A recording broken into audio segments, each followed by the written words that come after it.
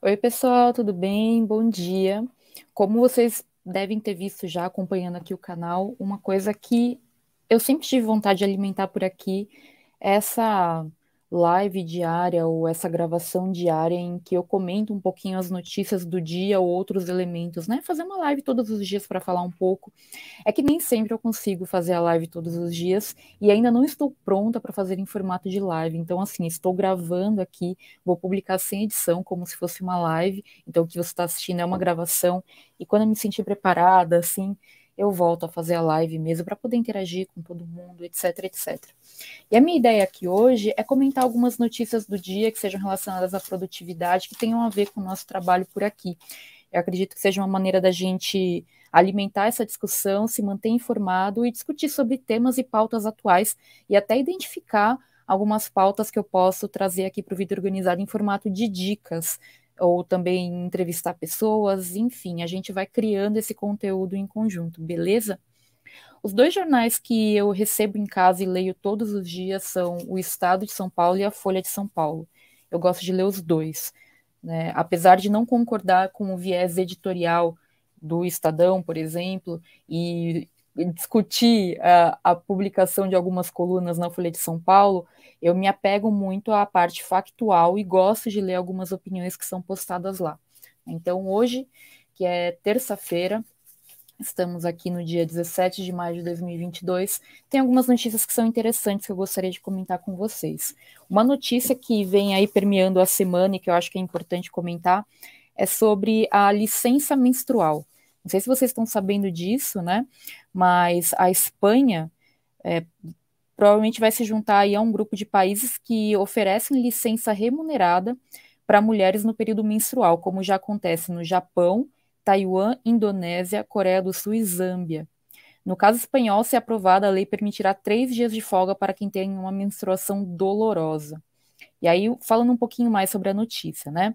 Além da cólica, há uma série de sintomas que podem tornar a menstruação desconfortável para algumas pessoas. Tipo assim, vamos desenhar para os homens que leem o jornal, né? Eu fico muito preocupada assim com o uso desse tipo de matéria, né? Porque é necessário, óbvio que é necessário, porque eu cresci como mulher a vida inteira ouvindo falar gravidez não é doença, ficar menstruada não é doença, né? Que é uma forma de você também, óbvio que não é doença, mas o corpo, né, e como a gente se sente, não se pauta apenas em estarmos doentes ou não. Então, temos sintomas, temos questões no nosso corpo que precisam ser respeitadas. E a questão do ciclo menstrual das mulheres é um aspecto, assim, gente, é fundamental. Porque, claro, a gente sempre tem que para a gente conseguir aprovar algumas pautas, né, a gente precisa olhar com esse viés do mercado. Então, aqui tem até uma médica ginecologista e obstetra aqui na matéria da Folha, que fala, né, trabalhar com dor reduz a produtividade e foco de maneira significativa. Então, é claro que a imprensa burguesa vai sempre trazer esse viés do capital, o viés do mercado, para poder argumentar a respeito. Mas é importante a gente trazer aqui, porque, cara, o ciclo menstrual influencia, porque dor abdominal, é cólica, é dor de cabeça, é enjoo, irritação, mudança de sono, dor na mama, muda o foco, muda a disposição, muda tudo. Então é uma questão hormonal, uma questão química, uma questão física que influencia pra caramba na rotina das mulheres. E mais do que aprovar um projeto de lei ou se inserir, né, como a Espanha se inserir nesse grupo de países que oferece essa licença remunerada, é aprender a respeitar os ciclos humanos e das mulheres, essencialmente com a questão do ciclo menstrual. Então, traz aqui o caso, né, de uma secretária executiva que tem endometriose, falando sobre esse quadro, que é muito doloroso, né, para a mulher, assim. Enfim, também traz aqui uma professora de história de 56 anos que falou, né, que passou anos alterando sua rotina devido a dores menstruais. Enfim, foram anos de perdas, deixei de sair com amigas, ir a festas, viajar, faltei o trabalho inúmeras vezes. E ela falou que só deixou de sentir dor aos 36 anos depois de um tratamento para endometriose. Então, assim, tá na hora já da sociedade parar de ignorar as condições das mulheres, as condições físicas das mulheres e olhar com mais carinho para isso. Eu, pelo menos, não conheço nenhuma empresa que faça um trabalho de conscientização de endometriose, que leve suas funcionárias para fazerem esse tipo de exame com uma certa regularidade, porque muitas mulheres, posso estar falando besteira se você for médico, obstetra, ginecologista, e quiser complementar aqui, aliás, quiser vir aqui no canal falar, tá super convidada sobre essa questão da endometriose, que foi uma coisa que eu, pelo menos, só fui ouvir falar depois de adulta, com uns 28, 30 anos também. Eu nunca tive um diagnóstico de endometriose, mas eu poderia ter tido, eu poderia ter tido endometriose e poderia ter sido diagnosticada lá na minha adolescência. E isso nunca foi levantado. Tive dores intensas de menstruação, cólicas, etc., de passar realmente mal, ficar enjoada, às vezes até com fraqueza de desmaio, já fiquei com anemia por conta de menstruação excessiva. E, cara, isso não é abordado de uma maneira mais instrumental e pragmática, como eu acredito que deveria ser também, para a gente entender que existe essa necessidade de olhar para as condições físicas das mulheres, né? Então, olha só o que a matéria fala. Além de lidar com sintomas físicos e psicológicos, ainda há o machismo e o desconhecimento das lideranças das empresas que ignoram a intensidade dos sintomas. Aí aqui a secretária falando. Uma vez, um chefe homem, ela é a secretária executiva, né? Me disse que era castigo divino para nós mulheres que eu teria que suportar porque ele tinha esposa, mãe e irmãs e nunca as viu reclamar disso. Assim, gente, mistura, né? Essa submissão de poder de homens achando que sobre as mulheres, especialmente secretárias, é uma coisa assim que é inacreditável que em pleno século XXI a gente ainda tenha que falar sobre isso, né? A situação ainda pode se agravar quando se trata de pessoas transgênero e não binárias atingidas pela transfobia, que faz com que a situação dos seus corpos seja ignorada por chefes e também profissionais da saúde. De acordo com uma pesquisa feita em 2018 pela marca de absorventes Sempre Livre, em parceria com os institutos Caira e Mosaic Club, com mulheres que menstruam regularmente e que têm entre 14 e 45 anos, 51% das brasileiras disseram sentir mal-estar intenso durante a menstruação. O impacto disso é que 1 em cada 10 deixa de ir para a escola ou para o trabalho e apenas 26% se sentem produtivas no período menstrual. Então, assim, está na hora de não só a Espanha, mas de todo mundo olhar para isso, né? Enfim, gente, tanto especialistas quanto pessoas que menstruam concordam sobre a importância de uma pausa mensal. E aqui a gente tem, né, outras pessoas falando sobre essa importância. Enfim, queria saber o que você acha sobre isso. Né? Você, mulher, por favor, o que você acha sobre essa questão? É uma licença mensal?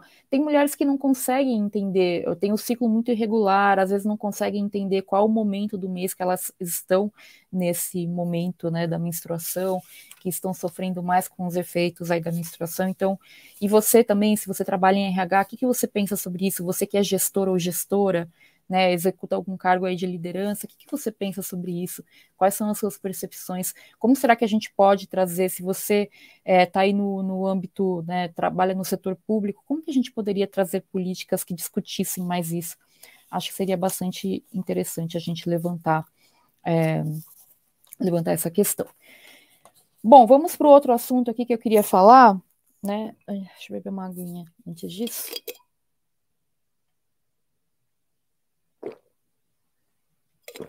O outro assunto que eu queria trazer aqui foi uma notinha que saiu no Estadão hoje, e eu queria comentar, que é sobre a questão de deslocamentos no trabalho, nesse momento que a gente está vivendo. Não vou falar que é pós-pandemia, porque a pandemia ainda não acabou, mas vocês entendem, né, o que eu quero dizer.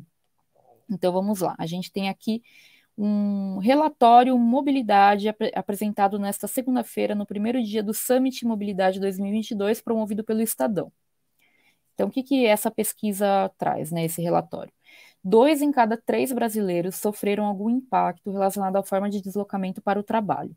A pesquisa mostrou que cerca de 70% dos trabalhadores passaram por algum tipo de mudança no trabalho em comparação com o período anterior à pandemia de Covid 2019. Essa notinha não explica quem foi o público dessa pesquisa, para a gente poder aferir melhor, né? Grande parcela teve ganho de flexibilidade em decorrência da pandemia, conseguindo incorporar algum hábito saudável que persiste até os dias atuais, com destaque para atividade física, reeducação alimentar e home office. De acordo com o levantamento, 32% dos trabalhadores permanecem no modelo híbrido de trabalho, ou seja, com dias em casa e no escritório. E uma outra notícia que eu li um outro dia, agora não vou conseguir lembrar da referência exatamente, tá? Já faz umas 2 semanas que eu li, foi sobre como nos Estados Unidos muitas empresas estão repensando a volta ao trabalho por conta dos gastos. Porque depois de 2 anos, né, trabalhando mais em home office e tal, quando o trabalhador volta, o auxílio alimentação não é mais o mesmo, porque quer dizer, eles não têm muito auxílio alimentação lá, é um termo que eu usei livremente aqui, desculpa. Mas é assim, os gastos com alimentação no dia a dia de trabalho aumentaram muito. E aí, se a empresa oferece algum tipo de subsídio para melhorar essa experiência, então está mais caro para a empresa. Agora, o próprio trabalhador tem repensado esses gastos. Para ele trabalhar na empresa, ele também tem que colocar os filhos de volta no ensino integral. Isso tem um custo emocional para as crianças, emocional para os pais, e também um custo financeiro que não estava sendo colocado no papel. Além disso, tem o custo com transporte. E se a gente trouxer isso para a realidade brasileira, vamos imaginar, mercado super caro, né? Daí os restaurantes aumentam os preços, isso encarece a refeição diária de nós que trabalhamos e também encarece a compra no mercado das famílias que preparam marmitas para levar para o trabalho. Além disso, a gente está falando na questão do deslocamento de novo. Então, eu voltar a ter esse gasto com deslocamento, se a gente fala de uma pessoa que mora num extremo da cidade, indo para o outro extremo, mora na Zona Leste, tem que atravessar a cidade, aqui em São Paulo, para ir para a Zona Sul, por exemplo, é muito custoso, muito custoso.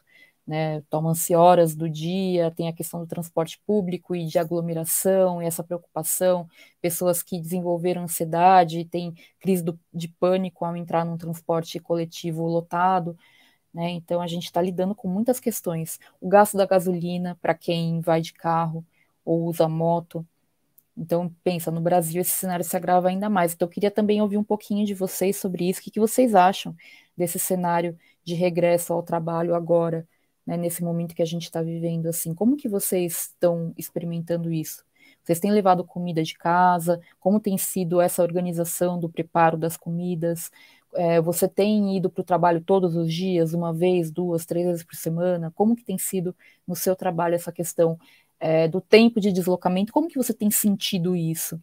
Eu tenho sentido bastante, assim, esse tempo de deslocamento quando eu tenho que eu saio, levar o filho para a escola, depois buscar o filho para a escola, eu vou para a faculdade, eu vou para o trabalho, volto do trabalho, então tem esse deslocamento maior que ocupa, sim, tempo. Então tudo isso tem que ser levado em consideração quando a gente planeja a nossa semana e por aí vai. Como tem sido para você? Queria saber um pouquinho os seus comentários, se você quiser compartilhar, deixa nos comentários aqui embaixo, tá?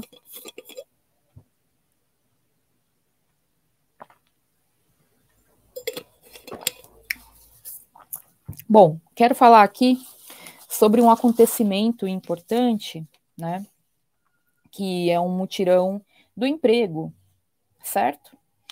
Mutirão do emprego do Sindicato dos Comerciários, que foi realizado nesta segunda-feira, dia 16, das 8 às 17, no Vale do Anhangabaú.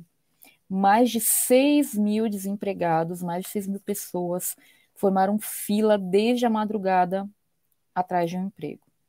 Então, foi o primeiro dia do mutirão do emprego ontem, que vai até a próxima sexta-feira e oferece mais de 10 mil vagas em diferentes áreas de atuação. E eu achei interessante porque tanto eu não sei quem que gerou, porque assim, tanto no Estadão quanto na Folha de São Paulo, saíram notícias sobre isso. Na Folha foi escrita a notícia pela Cristiane Gersina e no Estadão foi pelo Isaac de Oliveira, mas uma mesma pessoa foi entrevistada, que foi a Roseli Cavalcante. O nome dela, o Cavalcante com E no Estadão e Cavalcanti com I na Folha de São Paulo. Ela tem 57 anos e ela chegou na fila, porque ela foi a primeira a chegar na fila, ela chegou por volta das 19 horas no domingo. Nossa, o brasileiro é complicado. Ela faz bicos de limpeza de banheiros, no qual ganha R$ 50 por 12 horas de trabalho. E ela quer mudar de vida. Dormi sentada no frio e fiquei pensando no quanto é difícil para quem precisa viver na rua. Apesar da situação difícil, a espera lhe rendeu uma vaga de carteira assinada em uma empresa de prestação de serviços. É complicado. Ela mora em Itaquera, na zona leste da capital, conta que foi demitida em 2020 da empresa onde trabalhava na limpeza. Sem emprego, passou a fazer faxinas diárias, né, fazendo esses bicos. Ela também ia vendendo coxinhas, porque também faz salgados. Essa é a 7ª edição do mutirão e a primeira realizada depois da pandemia. Depois da pandemia, aquela coisa, né? Depois do início da pandemia, acho que é isso, né, que eles quiseram dizer. Quando fazemos um mutirão, isso aqui é o presidente do Sindicato dos Comerciários da UGT, que é a União Geral dos Trabalhadores, o Ricardo Patá, ele falou, quando a gente faz um mutirão que a gente vê a cara do desemprego, são pessoas muito sofridas, né? Ontem, o ministro da Economia, Paulo Guedes, classificou os encargos trabalhistas como bomba de destruição em massa de empregos, em discurso na 33ª edição do A Paz Show, evento com empresários do setor de alimentos. Ele vai defender isso porque ele tem essa ideologia neoliberal absurda que atropela o trabalhador, e é claro que encargos trabalhistas oneram os empresários, mas são necessários. Então, assim, não tem nem o que falar, sabe, gente? São necessários. São pessoas precarizadas que não retiram lucro da empresa como empresário, então elas precisam ter encargos trabalhistas que recompensem a venda do seu tempo de vida, né, para trabalhar para outras pessoas. E aqui um pouquinho na folha, né? Conhecido por suas longas filas, o feirão de vagas recebeu nesse primeiro dia menos participantes do que em edições anteriores. Mesmo assim, até às 9 horas da manhã, 1.200 senhas já haviam sido distribuídas. Em ocasiões anteriores, esse número chegou a 3.000. O balanço final, no entanto, aponta um total de 3.600 senhas distribuídas nessa segunda. Ao todo, estão sendo oferecidas mais de 11.000 vagas em diversos setores. Eu não sei, assim, acho que não tem um estudo ainda sobre isso, né? Pelo menos eu não vi, mas eu acredito que o pessoal fique um pouco reticente com as vagas, né? Acredita que serão vagas que pagam muito pouco e tudo mais, porque a gente tem milhões de desempregados no país, claro. Não sei o número de desempregados em São Paulo, até um dado interessante de ir atrás procurar, mas, poxa, se são oferecidas mais de 10.000 vagas e a gente tinha 3.600 senhas distribuídas na segunda-feira, enfim. Há oportunidades para operador de caixa, motorista, ajudante de cozinha, faxineiro, auxiliar de logística e analista de recursos humanos, entre outros, mas a maioria é na área de telemarketing. Os salários são a partir de 1.500. Nessa terça-feira, 17, mais 1.200 trabalhadores serão atendidos e na quarta outros 1.200. Para quem estiver em busca de uma vaga, o lugar é esse, a hora é agora. Todos que vierem até a sede do sindicato nessa semana serão atendidos, afirma Ricardo Patá, o presidente, né, do Sindicato dos Comerciários. O atendimento, eu acho que vale a pena aqui ressaltar o papel do sindicato, né? A gente vem vendo nas últimas décadas como os sindicatos vêm perdendo a sua relevância porque não tem empregos, não tendo empregados, não tem papel do sindicato, então os sindicatos vêm tendo que se reinventar aí, para usar um termo neoliberal da coisa toda, e esses mutirões de emprego eu vejo como uma maneira de se tornarem relevantes para o trabalhador ainda, então eu acho bastante interessante. Então, se você tiver algum conhecido que esteja procurando emprego assim nessas áreas, né, vale a pena divulgar esse mutirão do emprego que está acontecendo. Vou trazer mais algumas informações aqui na matéria da Folha de São Paulo, que traz um pouco mais do que a matéria do Estadão. Um pouco mais de informação, né? Então, ó, o atendimento aos trabalhadores será feito até sexta-feira, dia 20, das 8 às 17 horas, na Rua Formosa, 99, ao lado da estação Anhangabaú do metrô. É preciso levar documentos pessoais e currículo. Para Patá, né, o presidente, o menor número de trabalhadores na fila em comparação a outras edições do feirão reflete a atual situação de dificuldade pela qual o país passa. O sindicalista diz que muitos não conseguem comparecer porque estão sem dinheiro para pagar a passagem de ônibus ou metrô, além de mostrar o desalento dos desempregados, né? São aqueles que aparecem nas pesquisas dizendo que desistiram de procurar emprego, do tamanho desalento e desânimo, né? Olha, dados da PNAD, Pesquisa Nacional de Amostra de Domicílios Contínua do IBGE, mostram que o país tinha, no primeiro trimestre deste ano, 4,6 milhões de desalentados.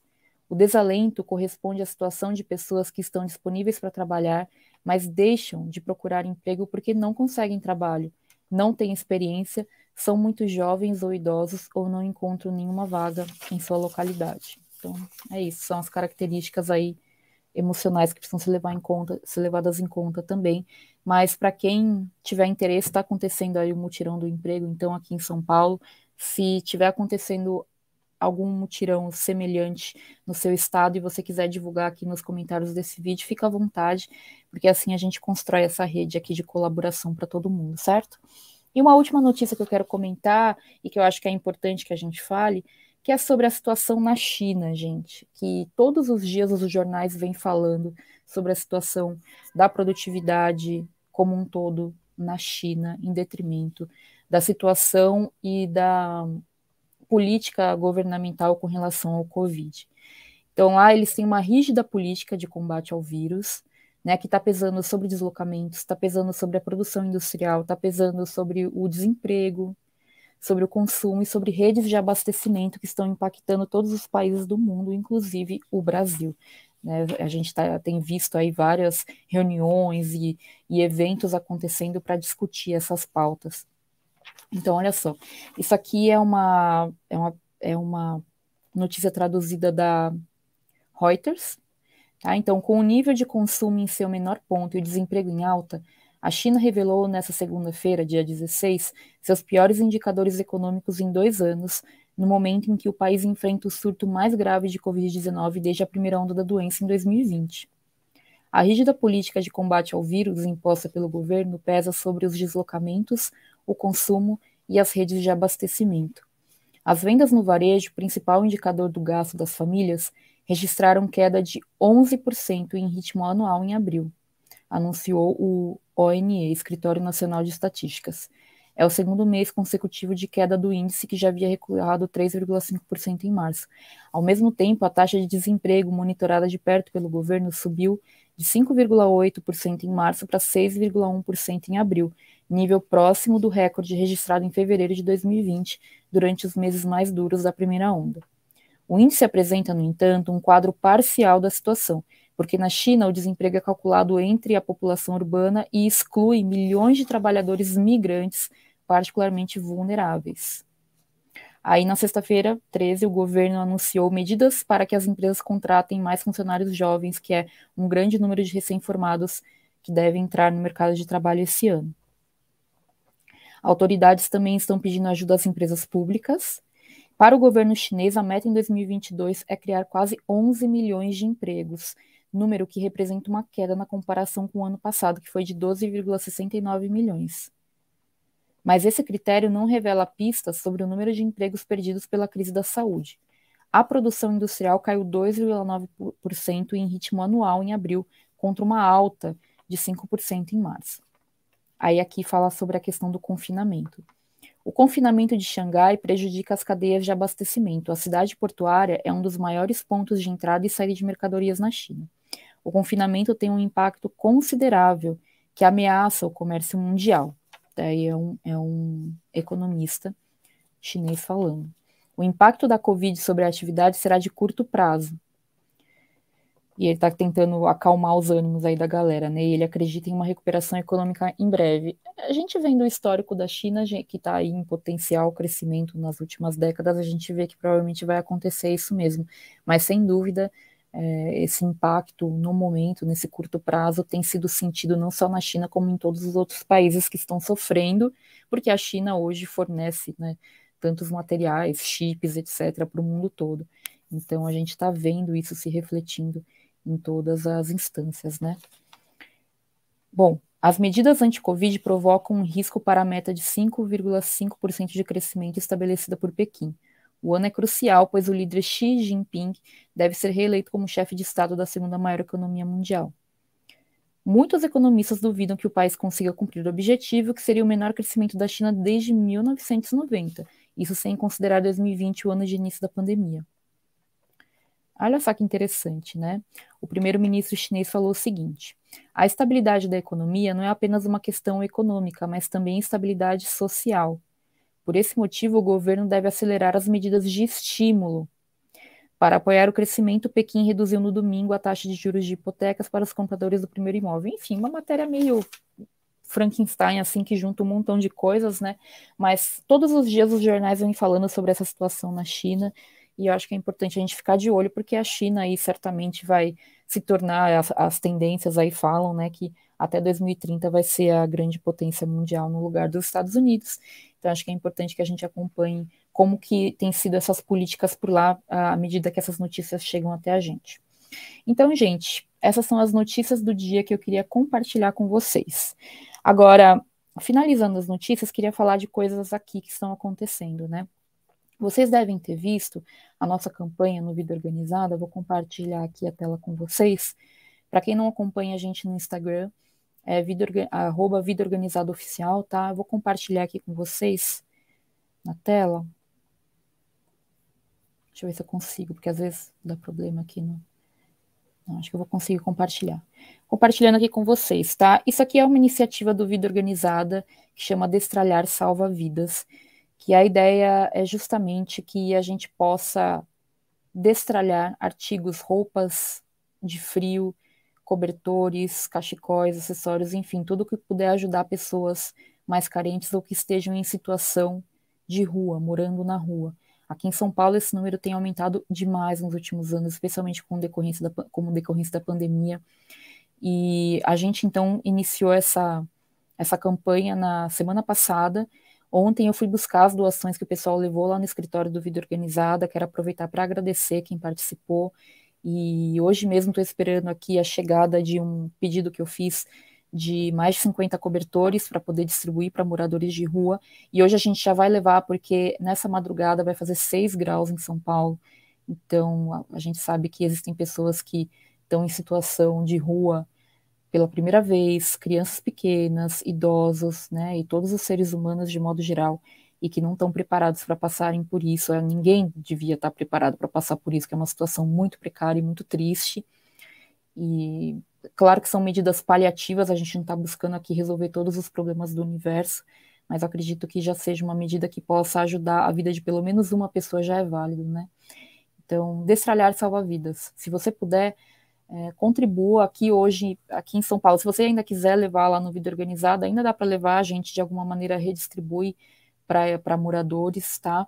Mas a gente está levando hoje à noite a gente vai levar, né, à tarde, à noite, assim, enfim.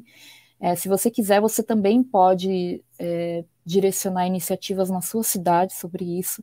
Pesquise igrejas, instituições de caridade, escolas, às vezes comércios também estão fazendo esse tipo de arrecadação. Pesquise na sua região quem está fazendo, ou então pega na sua casa, dá uma olhada no que você pode doar de roupas, de cobertores e sai pela rua, porque infelizmente não vai ser muito difícil encontrar alguém em situação de rua precisando de ajuda, tá? Então circula aí pelo seu bairro que você vai conseguir doar esses materiais. Infelizmente não vai ser difícil de encontrar. Aqui em São Paulo a gente vê cada vez mais. Então hoje a gente vai fazer essa distribuição, tá? E eu divulgo aqui justamente para incentivar, encorajar você a fazer algo semelhante também, porque nós que somos tão privilegiados de termos um teto nesse momento que está todo mundo, né, morando na rua desse jeito. Então, quem puder contribuir, acredito que seja algo bem bacana aí para nossa sociedade, tá, gente? Então, compartilhando essa iniciativa com vocês. Hoje a gente vai lá. Quem quiser acompanha aí pelo Instagram, vou compartilhar depois lá nos stories como tem sido esse processo. E eu queria só, então, falar sobre isso. E aí eu vou aproveitar para finalizar esse vídeo aqui, perguntando para vocês o que vocês acham desse formato de comentar notícias do dia, de trazer um pouquinho dos acontecimentos atuais aí com relação ao trabalho e produtividade, se vocês acham que é um formato legal. Se vocês quiserem também comentar aqui, deixar aqui nos comentários alguma notícia, algum texto, algum vídeo que vocês gostariam que eu reagisse, que eu trouxesse comentários, se vocês têm indicação de alguma pessoa para vir aqui no canal, falar um pouquinho sobre algum assunto, compartilhar, né, pessoas que complementem esse trabalho, né, então profissionais de outras áreas que não da minha, que complementem esse trabalho aqui para a gente poder bater um papo, acredito que seja muito legal. Se você for profissional de alguma área e quiser contribuir de alguma maneira, se você acredita que a sua experiência possa servir aí como, às vezes até um estudo de caso, então se você for aluno ou aluna do Método Vida Organizada, se você já acompanha esse conteúdo há muitos anos e você sente que a sua rotina se tornou mais tranquila, A sua mente se tornou mais tranquila através da organização, através do que você aprendeu aqui, você quiser compartilhar com outras pessoas um pouco da sua experiência, um pouco de como você faz, eu acredito que isso possa ser enriquecedor para todo mundo. Então entre em contato com a gente pelo e-mail que está aqui na descrição do vídeo, que é o suporte@metodovidaorganizada.com, manifestando o seu interesse, que vai ser muito legal ter você por aqui. Bom, então, quero agradecer, desejar uma boa terça-feira aí para todo mundo, um ótimo dia, uma ótima semana, e fico no aguardo aí dos comentários de vocês. Se você gostou desse vídeo, deixe seu like, compartilhe com outras pessoas se você quiser, e aproveita para se inscrever no canal se você ainda não estiver inscrito, tá bom? Para ajudar a apoiar esse trabalho por aqui. Um forte abraço, então, um beijo, tchau, até o próximo vídeo.